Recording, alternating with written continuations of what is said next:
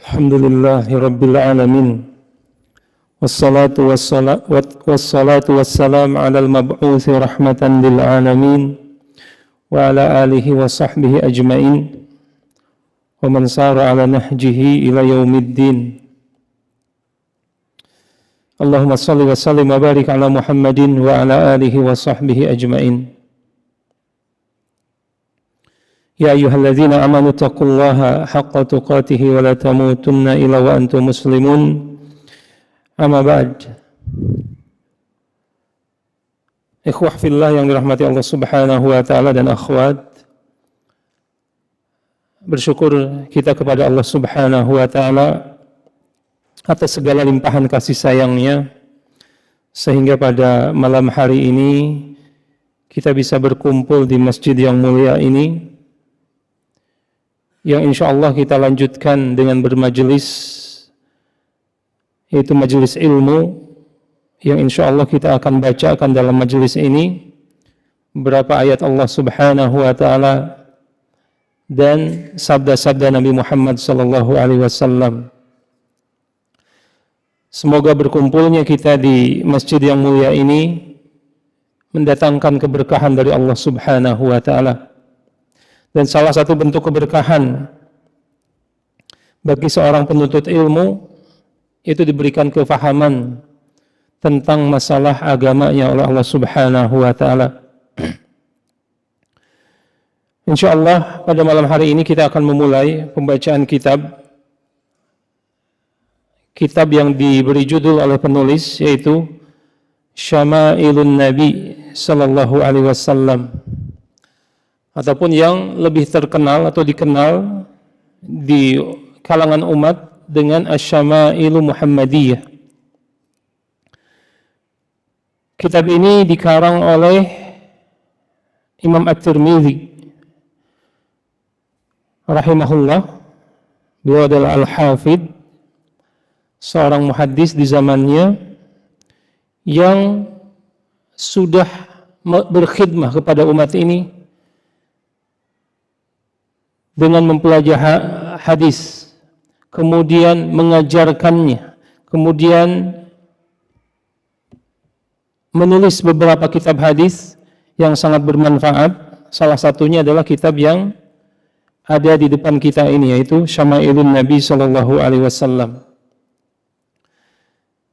Dan kitab Syama'il ini adalah bagian dari kitab hadis ataupun kitab sirah, sejarah Nabi Muhammad sallallahu alaihi wasallam yang berkaitan dengan kepribadian Nabi Muhammad sallallahu alaihi wasallam. Jadi kalau kita membaca dari awal sampai akhir, hadis-hadis ini akan bercerita kepada kita bagaimana kepribadian Nabi Muhammad sallallahu alaihi wasallam dilihat dari ciri-ciri fisiknya, kemudian akhlaknya, dan hal-hal yang berkaitan dengan Nabi Muhammad sallallahu alaihi wasallam, termasuk benda-benda yang dimiliki oleh Nabi Muhammad sallallahu alaihi wasallam dan dipergunakan benda-benda tersebut untuk membantu Nabi Muhammad sallallahu alaihi wasallam menjalankan kehidupan sehari-harinya. Namun sebelum kita membaca kitab ini, saya akan membukanya dengan membacakan sebuah hadis dari Nabi Muhammad sallallahu alaihi wasallam. Atau hadis ini menceritakan salah satu sabda Nabi Muhammad sallallahu alaihi wasallam yang diriwayatkan oleh Imam Muslim dalam sahihnya, dan Imam Bukhari dari Anas bin Malik radhiyallahu anhu, bahwa beliau berkata, anna rajulan sa'ala Nabiya sallallahu alaihi wasallam anis sa'ah, bahwa ada seorang laki-laki bertanya kepada Nabi Muhammad sallallahu alaihi wasallam tentang hari kiamat. Faqala mata sa'ah, maka laki-laki tersebut bertanya, wahai Rasulullah, kapankah terjadinya hari kiamat? Kemudian Nabi Muhammad sallallahu alaihi wasallam balik bertanya kepada lelaki tersebut. Karena kenapa?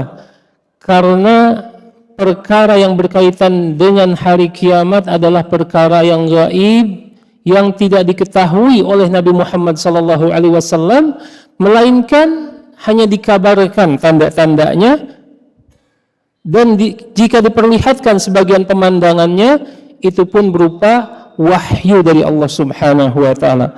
Maka Nabi Muhammad SAW tidak bisa menjawab pertanyaan tersebut, kemudian balik bertanya kepada lelaki tersebut, "Madza a'adadta laha?"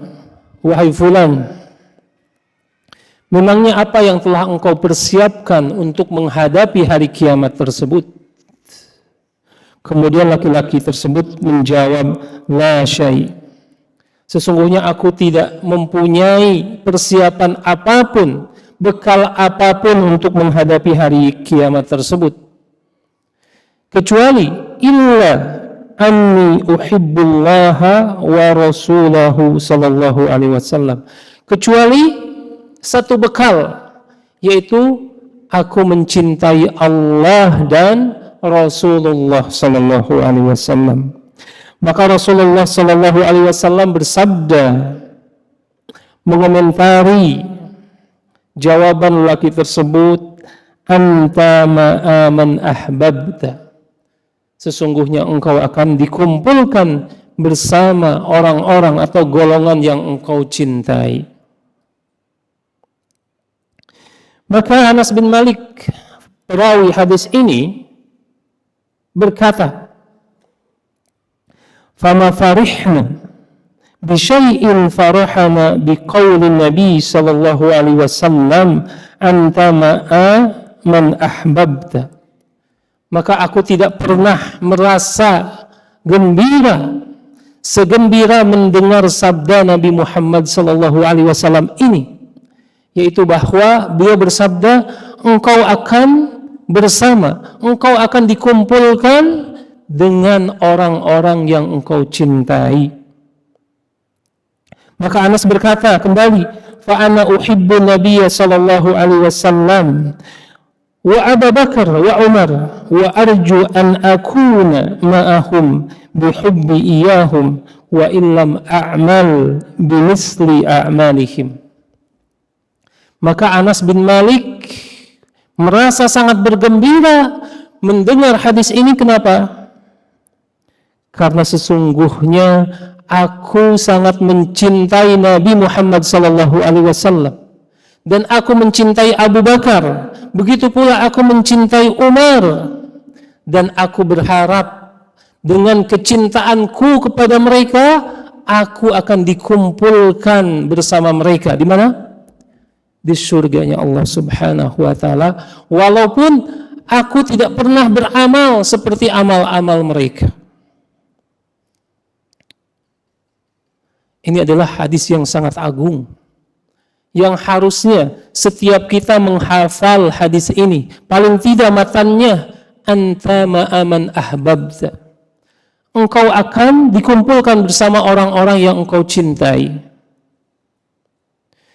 Maka beruntunglah orang-orang yang mengerti makna hadis ini, bahwa ini adalah kabar gembira dari Nabi Muhammad sallallahu alaihi wasallam kepada umatnya, termasuk kepada kita semua, kepada saya.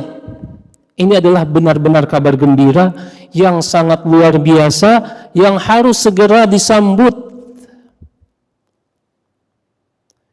dengan mendekatnya kita kepada sunnah Nabi Muhammad sallallahu alaihi wasallam. Dan Anas bin Malik sebagai seorang sahabat, bahkan beliau adalah pembantu Rasulullah sallallahu alaihi wasallam yang melayaninya selama sekitar 10 tahun di Madinah, merasa sangat gembira. Padahal Anas bin Malik adalah orang yang sangat dekat dengan Nabi Muhammad sallallahu alaihi wasallam, mengetahui urusan-urusan pribadi Nabi Muhammad sallallahu alaihi wasallam yang tidak diketahui oleh sahabat yang lainnya, karena beliau adalah pembantu Rasulullah sallallahu alaihi wasallam, dan beliau selalu berbangga Aku adalah pembantu Rasulullah sallallahu alaihi wasallam. Tetapi sangat berbahagia padahal beliau melihat fisik Nabi Muhammad sallallahu alaihi wasallam, berbicara dengan Nabi Muhammad sallallahu alaihi wasallam, memperhatikan gerak-gerik Nabi Muhammad sallallahu alaihi wasallam. Kegembiraannya sangat luar biasa. Maka seharusnya kita yang hidup jauh dari zaman Nabi Muhammad sallallahu alaihi wasallam, tidak pernah melihat rupa beliau, tidak pernah mendengar suara beliau, maka seharusnya kita menaruh harapan besar terhadap sabda Nabi Muhammad sallallahu alaihi wasallam, engkau bersama orang yang engkau cintai. Bukankah kita semua, bukan saja yang hadir di majelis ini, bahkan orang-orang saudara-saudara kita yang dua di masjid ini, ketika ditanya apakah engkau mencintai Nabi, pasti jawaban mereka, aku mencintai Nabi, aku mencintai Rasulullah sallallahu alaihi wasallam. Dan hadis ini adalah motivasi bagi kita untuk lebih benar-benar membuktikan bagaimana cinta kita kepada Nabi Muhammad sallallahu alaihi wasallam. Kemudian hadis ini pun bersambung sesuai dengan hadis yang lain diriwayatkan oleh Imam Muslim dalam sahihnya, bahwa Rasulullah sallallahu alaihi wasallam pada satu saat melewati sebuah perkuburan, kemudian menyampaikan salam kepada penduduk kubur yang ada di tempat tersebut. Kemudian beliau bersabda,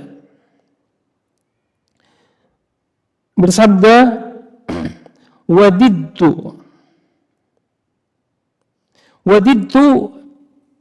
an qad ra'aitu ikhwanana. Apa artinya? Sesungguhnya aku benar-benar ingin bisa melihat saudara-saudaraku. Kemudian para sahabat bertanya kepada Rasulullah sallallahu alaihi wasallam, faqalu, wahai Rasulullah, bukankah kami ini saudara engkau wahai Rasul? Kemudian sabda Nabi Muhammad SAW, la bal antum ashabuna, bukan, kalian adalah sahabatku, adapun saudaraku adalah orang yang datang setelahku dan mereka beriman kepadaku dan apa yang dibawa olehku. Siapakah itu? Mudah-mudahan kita termasuk orang-orang yang disebut sebagai saudara oleh Rasulullah sallallahu alaihi wasallam. Dan di riwayat yang lain, apakah ada golongan yang lebih baik daripada kami wahai Rasulullah? Ini adalah para sahabat. Ya, ada orang-orang yang datang setelah kalian. Mereka tidak pernah bertemu denganku, tapi mereka beriman dengan apa yang aku bawa. Bukan untuk berbangga diri, tetapi kita harus fokus bahwa ternyata Nabi Muhammad SAW itu merindukan kita. Beliau ingin melihat rupa kita. Beliau ingin dekat dengan kita. Terbukti dengan sabdanya. Bahkan sahabat pun terheran-heran mendengar sabda ini, bahwa Rasulullah SAW merindukan satu golongan yang tidak pernah bertemu dengan beliau dan tidak pernah melihat beliau, tetapi kata Rasulullah SAW, wa ana faratuhum 'alal haud, dan aku menunggu mereka di sisi haud al-Kautsar nanti pada hari kiamat. Kita yang ditunggu oleh Nabi Muhammad SAW. Kemudian para sahabat bertanya, wahai Rasulullah, bagaimana engkau bisa mengenali mereka sedangkan engkau tidak pernah melihat mereka?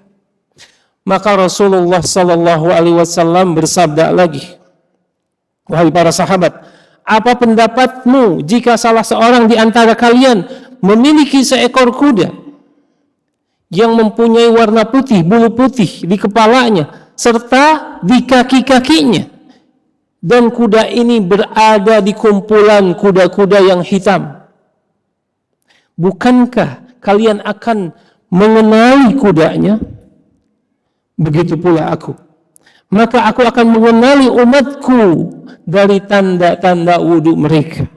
Dan ini sebagaimana diriwayatkan oleh Abu Hurairah dalam Umdatul Ahkam, bahwa Rasulullah SAW bersabda, inna ummati tud'auna yawmal qiyamah ghurran muhajjilina min atharil wudu. Sesungguhnya umatku akan dikenal oleh Nabi Muhammad SAW dari anggota wudunya yang bercahaya. Kemudian Nabi Muhammad SAW menyaksikan umatnya yang tidak pernah bertemu dengan beliau dipanggil oleh Rasulullah SAW, halumma, kemarilah, mendekatlah. Maka ada sebagian dari umat yang mereka mempunyai tanda-tanda wudhu di badan mereka, tetapi dihalang oleh para malaikat. Kemudian dikatakan oleh para malaikat, fa innaka la ta'rif atau la ta'lam ma baddalu ba'dak. Sesungguhnya engkau tidak mengetahui apa yang mereka lakukan sepeninggalmu, yaitu orang-orang yang mereka muslim tetapi beribadah tidak seperti yang diajarkan oleh Nabi Muhammad SAW. Di dalam hadis ini tinggal hanya ada dua pilihan sehingga kita menjadi orang-orang yang tetap dirindukan oleh Rasulullah SAW, kemudian meneguk air Haud Al-Kautsar. Barang siapa yang meneguk air tersebut tidak akan pernah kehausan selamanya. Pertama, kita beriman dengan apa-apa yang dibawa oleh Rasulullah SAW, kemudian beramal dan beribadah mengikuti apa-apa yang disampaikan oleh Rasulullah SAW. Oleh karena itu, salah satu tujuan kita mempelajari kitab yang mulia ini, yaitu Syama'ilun Nabi SAW, agar kita memahami pribadi Nabi Muhammad SAW dengan lengkap, dengan benar. Tidak akan ada salah penafsiran tentang akhlak Nabi Muhammad SAW. Tidak akan ada salah penafsiran tentang ibadah-ibadah Nabi Muhammad SAW, dan itu tidak bisa dipelajari kecuali dengan memperdalam hadis-hadis Nabi Muhammad SAW, terutama yang berkaitan dengan syama'ilnya, yaitu kepribadiannya. Oleh karena itu, Syekh Ali Al-Qari rahimahullah dalam kitabnya Jam'ul Wasail ini adalah syarah, salah satu syarah penjelasan dari Syama'ilun Nabi. Kata beliau dalam kitabnya, ini adalah suatu ungkapan yang sangat indah sekali, yang maknanya sangat dalam sekali. Ahlul hadis hum ahlun Nabi sallallahu alaihi wasallam. Para ahlu hadis, mereka adalah keluarga Nabi Muhammad sallallahu alaihi wasallam.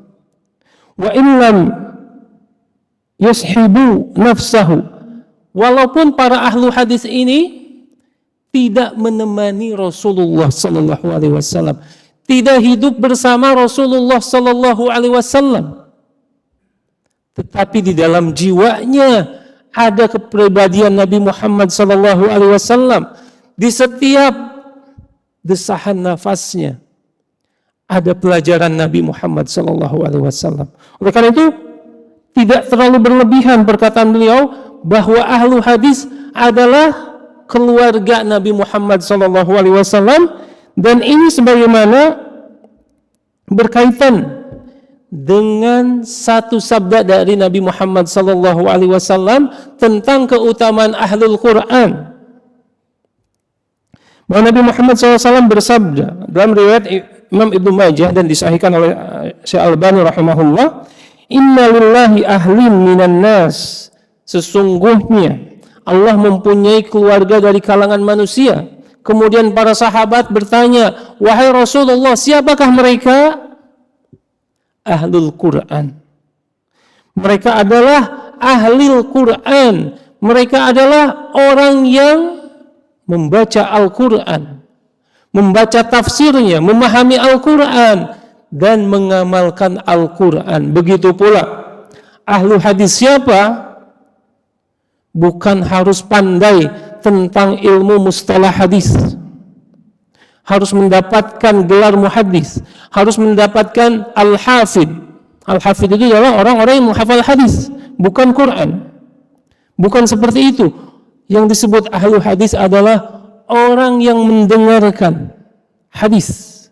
Ketika mendengar hadis, beriman kepada kandungan hadis tersebut, bahwa ini benar dari Rasulullah sallallahu alaihi wasallam, kemudian dengan sekemampuan dia amalkan isi dari hadis-hadis tersebut. Ini paling tidak definisi ahlu hadis. Dan ahlu hadis pun nama lain dari firqah an-najiyah, golongan yang diselamatkan oleh Allah Subhanahu wa taala, yaitu orang-orang yang bermanhaj salaf. Salah satu nama lainnya adalah ahlu hadis, karena mereka ketika mendengar hadis Rasulullah SAW langsung mengagungkannya, langsung beriman terhadap hadis tersebut bahwa ini adalah sabda Nabi Muhammad SAW, kemudian berusaha mengamalkan kandungan hadis tersebut sesuai dengan kemampuannya. Kaum muslimin yang dirahmati Allah Subhanahu wa taala, maka ini adalah salah satu tujuan kita membaca kitab ini, agar kita mencintai Nabi Muhammad SAW dengan membaca hadis-hadisnya, agar kita mengenal sosok Nabi Muhammad SAW dengan benar melalui hadis-hadis beliau SAW. Dan salah satu pentingnya mempelajari hadis dan membaca hadis, maka akan menambah kecintaan kita kepada Nabi Muhammad SAW. Sedangkan kecintaan seorang mukmin kepada Nabi Muhammad SAW mengikuti kecintaan kepada Allah Subhanahu wa taala. Sebagaimana riwayat dari Umar bin Khattab radhiyallahu anhu, ketika Umar bin Khattab berkata kepada Rasulullah SAW, wahai Rasulullah, sesungguhnya engkau adalah orang yang paling aku cintai dari seluruh orang yang ada kecuali diriku sendiri.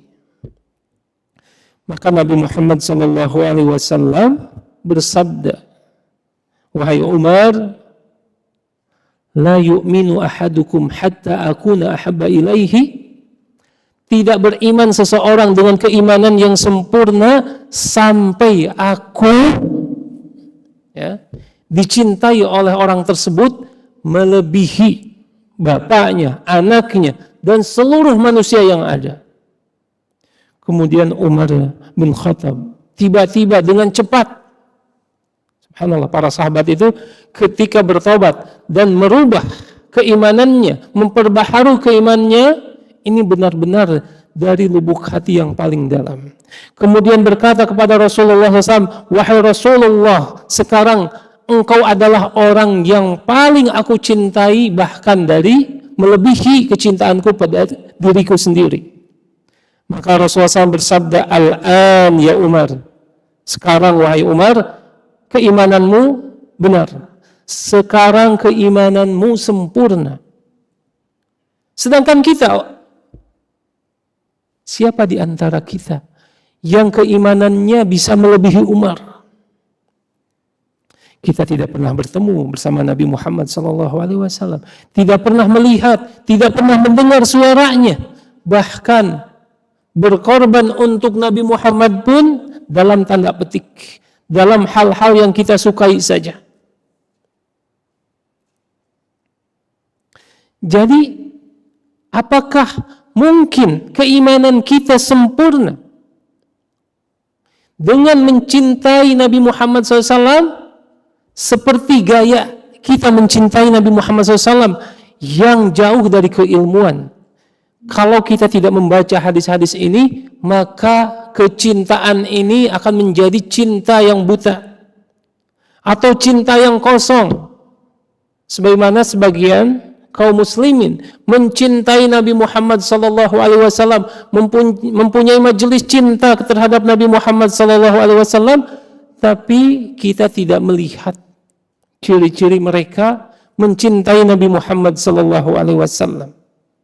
Ketika Nabi Muhammad SAW bersabda demikian, mereka pertama orang yang menyelisihinya. Jangan sampai cinta kita, cinta buta atau cinta yang kosong, cinta yang dusta, hanya isapan atau perkataan lisan saja tanpa dibuktikan dengan amalan yang nyata. Dan ini penyebab terbesarnya adalah karena kita menjauh dari hadis-hadis Nabi Muhammad SAW, terutama hadis-hadis kepribadian Nabi Muhammad SAW. Kaum muslimin yang dirahmati Allah Subhanahu wa taala, kalau kita semua bersepakat bahwa kita cinta kepada Nabi Muhammad SAW, tapi masih ada keraguan terhadap apa-apa yang datang dari Nabi Muhammad SAW, maka bacalah syama'ilnya. Maka bacalah kepribadian Nabi Muhammad SAW melalui kitab-kitab hadis ini, maka kita akan mendapatkan gambaran yang nyata tentang Nabi Muhammad SAW. Sebagaimana dalam beberapa bait syair tentang kerinduan seorang mukmin terhadap Nabi Muhammad SAW, itu tidak bisa terobati kecuali dengan membaca kepribadian Nabi Muhammad SAW. Cuma disampaikan Syekh Ali Al-Qari dalam kitabnya Akhillaya insyata al-habibu wa rub'uhu wa azza talaqihi wa ma'at manaziluhu wa fatakum an tubsiruhu bi'ainikum fama fatakum bil'aini hadhihi syama'iluhu. Kata beliau, ya, atau bait syair ini sangat menarik. Wahai orang-orang yang aku cintai, wahai sahabatku, wahai saudara-saudaraku, seandainya terlalu jauh keberadaan Nabi Muhammad SAW dari kita, kemudian terlalu jauh keberadaan para sahabat dari kita, kemudian terlalu sulit kita mencapai tempat Nabi Muhammad SAW, dan kita tidak bisa menyaksikan Nabi Muhammad SAW dengan kedua mata kita, maka inilah syama'ilnya, inilah kepribadiannya termaktub di dalam hadis-hadis ini. Jadi tidak ada alasan kita tidak bisa mencintai Nabi Muhammad SAW karena kita tidak pernah bertemu, karena para sahabat sudah meriwayatkan kepribadian Nabi Muhammad SAW dalam hadis-hadisnya yang sahih. Ya. Kemudian dilanjutkan dengan hadis yang lain, ya asyrafal mursalin karima ma altafa hadhihi syama'il man yasma wasfahu tarahu khal gusni ma'an nasim mailu. Ini adalah ungkapan dari bait syair kepada Nabi Muhammad SAW, wa khuluq, yaitu ciri-ciri fisik Rasulullah SAW. Ya. Dan penulis berkata dalam kitab ini, qala al-musannifu rahimahullah, akhbarana Abu Raja'in Qutaibah bin Sa'id an Malik bin Anas an Rabi'ah bin Abi Abdurrahman an Anas bin Malik radhiyallahu anhu annahu sami'ahu yaqul. Ya. Dan saya akan persingkat untuk masalah sanadnya. Hadis ini diriwayatkan dari Anas bin Malik radhiyallahu anhu, pembantunya Rasulullah sallallahu alaihi wasallam, ya.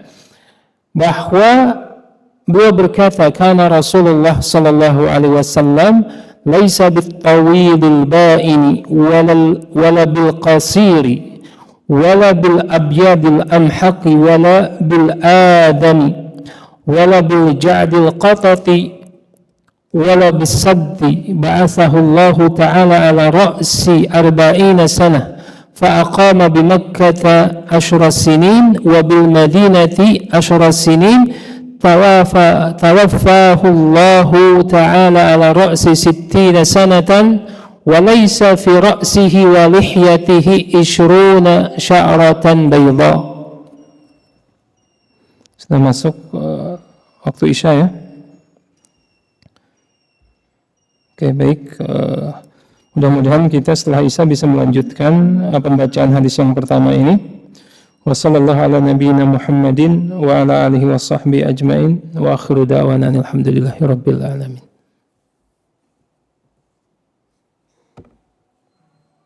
Tidak sangat putih, tidak putih yang berlebihan, dan tidak pula hitam, kemudian tidak termasuk orang yang pendek, ataupun rambutnya tidak termasuk rambut yang sangat keriting, kemudian tidak lurus kaku. Allah Subhanahu wa ta'ala mengutusnya di usia atau di permulaan usia ke-40, kemudian menetap di Mekah selama 10 tahun, kemudian di Madinah selama 10 tahun, kemudian Allah Subhanahu wa ta'ala mewafatkannya di permulaan usia 60 tahun, dan di rambutnya tidak terdapat uban melebihi 20 helai. Kaum muslimin yang rahmati Allah Subhanahu wa ta'ala, ini adalah hadis yang agung yang beliau riwayatkan dari Anas bin Malik, bahwa Rasulullah sallallahu alaihi wasallam di sini disebutkan laisa bitawilil ba'in walal bil qasir. Artinya bukan diterjemahkan Rasulullah SAW itu tidak tinggi, tetapi kalau dalam bahasa Indonesia ada yang jangkung, yang tingginya itu berlebihan. Yang dimaksud adalah ketika ada seorang yang berdiri, maka dia akan menonjol sendiri. Maka Rasulullah SAW itu bukan seperti itu postur tubuhnya, tetapi pertengahan, ya, pertengahan antara tinggi dan pendek. Tetapi Imam Al-Baihaqi di dalam beberapa riwayatnya menyebutkan lebih condong ke postur tubuh yang tinggi, ya, dan tinggi di dalam masyarakat kita pun difahami, ya. Saya termasuk orang yang pertengahan di antara masyarakat Indonesia, tapi Rasulullah SAW itu lebih tinggi dari keumuman manusia, tetapi tingginya tidak berlebihan. Dan ini adalah kesempurnaan. Bukankah, bukan merendahkan. Ketika ada orang yang terlalu tinggi berdiri di hadapan orang-orang yang standar, ini pemandangan yang indah atau bukan? Kadang-kadang ini pemandangan yang bukan indah. Tetapi Nabi Muhammad SAW seluruh sifatnya adalah indah. Tidak ada keburukan yang kita dapati dari fisik Nabi Muhammad SAW. Oleh karena itu, ya, kalau ada nabi atau nabi palsu yang ngaku-ngaku menjadi seorang nabi, ya, kulitnya hitam, maaf, kemudian hidungnya tidak mancung, maka sudah dipastikan kepalsuannya. Karena nabi itu adalah hamba pilihan dari sisi akhlaknya, begitu pula dari sisi penciptaannya. Jangan dibayangkan Nabi Muhammad SAW keringatnya bau seperti kita, ya, atau aroma tubuhnya seperti aroma tubuh kita. Waliyadzubillah, jauh sekali. Nabi Muhammad SAW seluruh kepribadiannya seluruh ciri-ciri fisiknya adalah yang terbaik di kalangan manusia. Kemudian tidak termasuk yang pendek tentu, karena pendek ini tidak melambangkan kesempurnaan bagi seorang manusia, dan ini keumuman ya. Kemudian wala bil ja'dil qatati, ini berkaitan dengan rambut Rasulullah sallallahu alaihi wasallam, bahwa rambutnya tidak keriting ya, yang keritingnya sangat satu rambut ke rambut yang lainnya saling mengikat ya, maka rambut Nabi Muhammad SAW tidak seperti itu dan tidak lurus kaku. Ada manusia yang rambutnya lurus kaku sehingga ya bentuk kepalanya itu jelas. Dan ini maaf sekali lagi bukan merendahkan, tapi ini bukan gambaran kesempurnaan yang kita sepakati. Ya, yang manusia bersepakat kalau penampilan seperti itu bukan sempurna, karena sempurna ini tadi Nabi rambutnya pertengahan, tidak keriting dan tidak lurus tetapi ikal. Kemudian disebutkan beliau diutus oleh Allah Subhanahu wa taala ketika umurnya 40 tahun, sebagaimana diriwayatkan dari hadis-hadis yang lain ataupun dari kitab-kitab sirah bahwa Nabi Muhammad SAW diutus pada usia 40 tahun, yang para ulama sirah menyebutkan ini adalah bulughu rusyd, puncak kematangan seorang manusia, yaitu pada 40 tahun. Kalau di antara kita ada yang baru 40 tahun, fisiknya sudah mulai melemah, semangatnya sudah menurun, maka baca sirah Nabi Muhammad SAW. Bahkan kita melihat para pemimpin yang ada di saat ini, ya, kepemimpinan yang cemerlang itu ternyata di usia-usia ini. Jadi kepada para pemuda Islam, terlebih yang belum sampai 40 tahun, jangan melemah, ya, tapi harus mempersiapkan bahwa titik kematangan 40 tahun kita semua harus punya prestasi. Yang jadi pengusaha, yang menjadi seorang imam, yang menjadi karyawan teladan. Kalau 25 tahun belum dapat kategori-kategori ini, insya Allah masih ada 40 tahun. Dan di situ manusia akan diuji oleh Allah Subhanahu wa taala dengan ujian yang sangat besar. Kemudian fa'aqama bi Makkah 20 sanah. Kemudian menetap di Mekah 10 tahun, maksudnya apa? Ini penggambaran kira-kira saja, bukan bertepatan dengan detail waktu. Bahwa Nabi Muhammad SAW berdakwah di kota Mekah setelah diutus itu 13 tahun. Dan di bangsa Arab biasanya kalau 10 lebih 1 atau 2 atau 3 dikategorikan puluhan, 10 tahun. Kita juga kan, kalau kita ditanya melihat seorang anak yang hilang, usianya kira-kira 10 tahun. Padahal mungkin 12 tahun, 13 tahun. Begitu pula dalam bahasa hadis, jangan langsung ini hadisnya dhaif. Karena Nabi Muhammad SAW berdakwah di Mekah 13 tahun. Ya. Tapi kita harus memahami kaidah-kaidah bahasa Arab, kemudian kaidah-kaidah yang berkaitan dengan ilmu hadis dan Al-Quran. Kemudian wabil Madinati 10 sinin, kemudian di Madinah berdakwah selama 10 tahun dan Allah wafatkan di usia 63 tahun. Ini yang disepakati oleh para ulama. Walaisa fi ra'sihi, dan di kepalanya tidak ada rambut putih kecuali sekitar 20 helai saja. Ya. Sedangkan kita nih usia baru 40 tahun, ini sudah putih semua. Ini melambangkan ketidaksempurnaan, terlalu stres. Ya, Nabi Muhammad SAW muncul dalam riwayat yang lain. Kenapa beliau berubahan? Karena menghafal beberapa surat di juz akhir dari Al-Quran, Al-Qiyamah dan yang lainnya. Ini membuat beliau keluar uban karena surat-surat ini berbicara tentang hari kiamat. Subhanallah. Kita tidak memikirkan hari kiamat, tidak memikirkan umat, tapi ubannya sudah mayoritas di kepala kita, ya. Dan ini melambangkan kesempurnaan fisik Nabi Muhammad SAW. Usianya 60 tahun, tapi ubannya baru sedikit.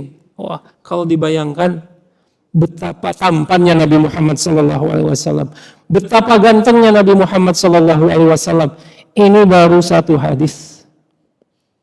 Ya, insya Allah kita akan lanjutkan pembacaan hadis ini yang akan datang.